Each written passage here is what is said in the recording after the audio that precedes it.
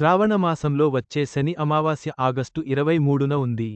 ఈ రోజున కొన్ని ప్రత్యేక పరిహారాలను పాటించడం ద్వారా శని దేవుని అనుగ్రహాన్ని పొందవచ్చు. శని దోషం ఉన్నవారు ఈ పరిహారాలను పాటించడం మంచిది. హిందువులు అమావాస్యను ఎంతో ముఖ్యమైన తిథిగా భావిస్తారు.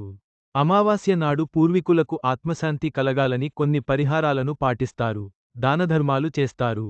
పవిత్ర నదిలో స్నానం చేసి పితృదేవతలకు తర్పణాలు వదులుతారు. ఇదిలా ఉంటే ప్రతి అమావాస్య ఎంతో విశిష్టమైనది. కానీ శనివారం లేదా సోమవారం వచ్చే అమావాస్యకు ఇంకా ఎక్కువ ప్రాధాన్యత ఇస్తారు.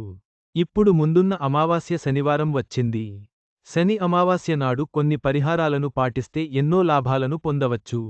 శ్రావణ మాసంలో వచ్చే కృష్ణ అమావాస్య ఆగస్టు 23న వచ్చింది. ఇది శనివారం రావడంతో దీని విశిష్టత ఇంకా పెరిగింది.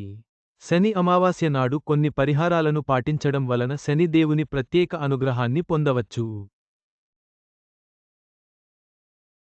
శని దోషంతో బాధపడుతున్న వారు, శని దేవుని అనుగ్రహం కలగాలనుకునే వారు శని అమావాస్య నాడు కొన్ని ప్రత్యేక పరిహారాలను పాటించడం మంచిది. ఏలినాటి శని ప్రభావం కూడా తగ్గుతుంది. ఈ పరిహారాలను పాటించడం వలన కొత్త అవకాశాలు వస్తాయి, ఆర్థికపరంగా బాగుంటుంది. దురదృష్టం తొలగిపోయి అదృష్టం కలుగుతుంది. గమనిక: ఈ కథనంలో మీకు అందించిన సమాచారం, సూచనలు పూర్తిగా నిజమైనది, ఖచ్చితమైనది అని మేము చెప్పలేము.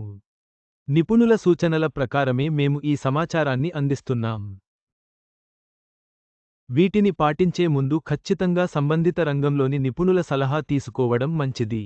శని అమావాస్య నాడు పాటించే పరిహారాలు శని దోషాన్ని తగ్గించి, శుభ ఫలితాలను ఇస్తాయి.